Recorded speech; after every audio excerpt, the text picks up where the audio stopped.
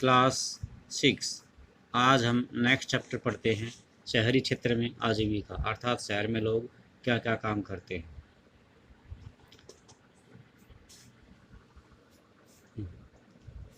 सड़कों पर काम करें। यह वह शहर है जिसमें मेरी मौसेरी बहन रहती है। मैं यहाँ गिनी चुनी बार ही आई हूँ, अर्थात कम ही आई हूँ। यह बड़ा शहर है। एक बार जब मैं यहाँ पे आई थी तो मेरी मौसेरी बहन मुझे घुमाने के लिए ले गई। हम तड़के ही अर्थात बहुत जल्दी ही सुबह ही घर से निकल पड़े थे। जैसे ही हम मेन सड़क पर पहुँचे या मेन सड़क की तरफ मुड़े, हमने पाया कि वहाँ पर काफ़ी चहल पहल थी। क्या क्या देखा उन्होंने? सब्जी बेचने वाले अपनी रेहड़ी पर टमाटर, गाजर और खीरे को सजाने में व्यस्त थे, ताकि लोग देख सकें कि उनके पास बेचने के लिए क्या क्या है। उसके साथ ही फुटपाथ पर एक फूल वाली बैठी हुई थी। वह सुंदर, रंगीन और तरह तरह के फूल बेच रही थी। उससे हमने लाल और पीले गुलाब खरीदे। सड़क की दूसरी तरफ पटरी पर एक व्यक्ति अखबार बेच रहा था और वह चारों ओर लोगों से घिरा हुआ था। हर कोई अखबार को पढ़ना चाहता था। यहाँ से बसें ज़ोर ज़ोर से हॉर्न बजाती हुई गुजर रही थी। ऑटो रिक्शा स्कूल के बच्चों से ठसाठस भरा हुआ था, क्योंकि सुबह का टाइम था। बच्चे स्कूल जा रहे थे, कोई पैदल, कोई ऑटो रिक्शा से, कोई साइकिल से, कोई बस के द्वारा। पास के पेड़ के नीचे एक मोची छोटे से टीन के बक्से से अपना सामान निकाल रहा था। वहीं सड़क के किनारे नाई अपना काम शुरू कर चुका था। उसके पास एक ग्राहक पहले से ही था, जो सुबह सुबह दाढ़ी बनवाने के लिए आया। सड़क से थोड़ी दूर जाकर एक औरत ठेला गाड़ी में प्लास्टिक की बोतलें, डिब्बे, बालों के पिन और चिमटी ले जा रही थी। वहीं पर एक दूसरा व्यक्ति घर घर बेचने के लिए साइकिल पर सब्जियां ले जा रहा था। हम उस जगह पर गए जहां रिक्शे वाले एक लाइन में खड़े होकर ग्राहकों का इंतज़ार करते थे। हमने एक को बाजार जाने के लिए तय किया। बाजार यहाँ से 2 किलोमीटर दूर था। अब बच्चू मांझी नाम का एक रिक्शा चलाने वाला है। बच्चू मांझी। बच्चू मांझी बिहार के गांव से आया है। पहले ये बिहार में मिस्त्री का काम करता था। उसकी बीवी और 3 बच्चे गांव में ही रहते थे। बच्चू मांझी के पास ज़मीन नहीं है। गांव में मिस्त्री का काम लगातार इसको नहीं मिलता था, तो थोड़ी बहुत कमाई होती थी वह परिवार को पालने के लिए पूरी नहीं पड़ती थी, अर्थात गुजारा ठीक ढंग से नहीं होता था।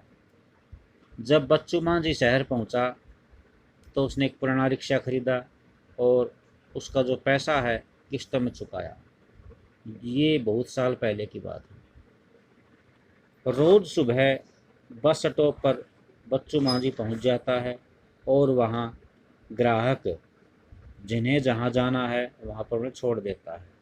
फिर रात को 8-9 बजे तक रिक्शा चलाता है बच्चू मांझी। बच्चू मांझी कह रहा है, मैं शहर की एक कॉलोनी में आसपास करीब 6 किलोमीटर तक रिक्शा चलाता हूँ। एक कॉलोनी में 6 किलोमीटर तक रिक्शा चलाता है। दूरी के हिसाब से हर ग्राहक से 5-10 रुपये ले लेते हैं। जब तबीयत ख़राब हो जाती है उस टाइम रिक्शा नहीं चला पाता और उस दिन कमाई नहीं होती। बच्चू मांझी कहता है, मैं अपने दोस्तों के साथ किराए के कमरे में रहता हूँ।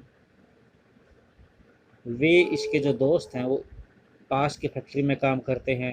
रोज़ 80 से 100 रुपये बच्चू मांझी कमाई हो जाती है, जिसमें से 50 से 60 रुपये खाने के लिए और किराए पर खर्च जाते हैं। बाकी रुपए परिवार के लिए बचा लेता है। साल में 2 से 3 बार अपने परिवार से मिलने के लिए गांव में जाता है और सारा पैसा जो पैसा शहर से भेजता है मेरा परिवार उसी पर जीता है। कभी कभी मेरी बीवी खेतों में मजदूरी करके थोड़ा बहुत कमा लेती है। ये बच्चू मांझी की एक्टिविटी है। पहले ये गांव में मिस्त्री था, वहाँ से इसका गुजारा नहीं हो पाया, इसलिए शहर में आया। तो अब आप बच्चू मांझी की तरह ही शहर में सारे लोग सड़कों पर काम करते हैं। ये चीज़ें बेचते हैं, उनकी मरम्मत करते हैं या कोई सेवा देते हैं, या फिर खुद के काम में लगे, सब रोज़गार में लगे हैं। उनको कोई दूसरा व्यक्ति रोज़गार नहीं देता, इसलिए उन्हें अपना काम खुद ही संभालना पड़ता है। वे खुद ही योजना बनाते हैं कितना माल खरीदें और कहाँ वह कैसे अपनी दुकान चलाएं। ये स्वरोजगार की बात चल रही है अभी। स्वरोजगार, जो खुद का रोजगार काम करते हैं। उनकी दुकान अस्थायी होती है, कभी कभी तो टूटे फूटे गत्ते के डिब्बे या बक्सों पर कागज़ फैलाकर दुकान बना लेते हैं, या खंभों पर तिरपाल या प्लास्टिक चढ़ा लेते हैं। वे अपने ठेले या सड़क की पटरी पर प्लास्टिक बिछाकर भी काम चला लेते हैं। उनको पुलिस कभी कभी वहाँ से अपना सामान या दुकान हटाने के लिए आदेश देती है। उनके पास कोई सुरक्षा नहीं होती।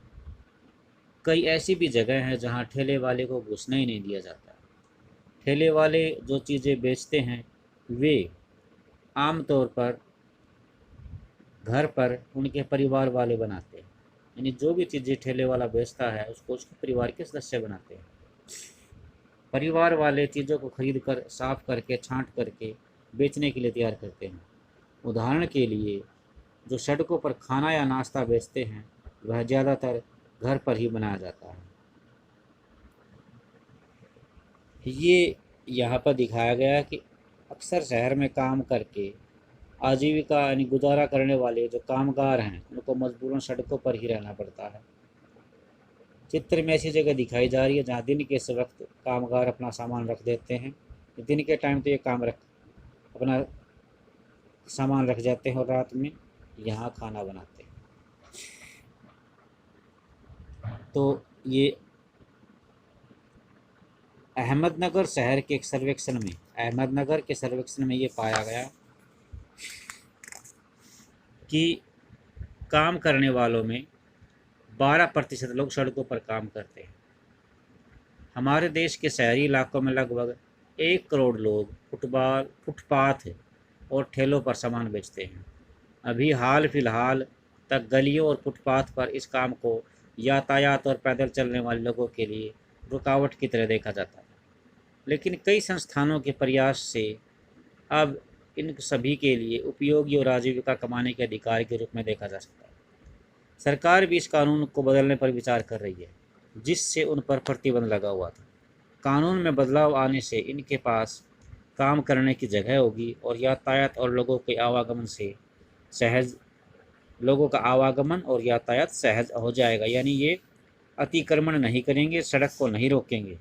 ऐसा सुझाव है कि शहरों में कुछ इलाके फुटपाथ और ठेलों पर सामान बेचने वाले के लिए फिक्स कर दिए जाएं। यह भी सुझाव है कि उन्हें खुले रूप से आने जाने की अनुमति हो और वे उन समितियों में रखे जाएं जो इन मुद्दों पर निर्णय लेती है। आज के लिए इतना ही। थैंक्स।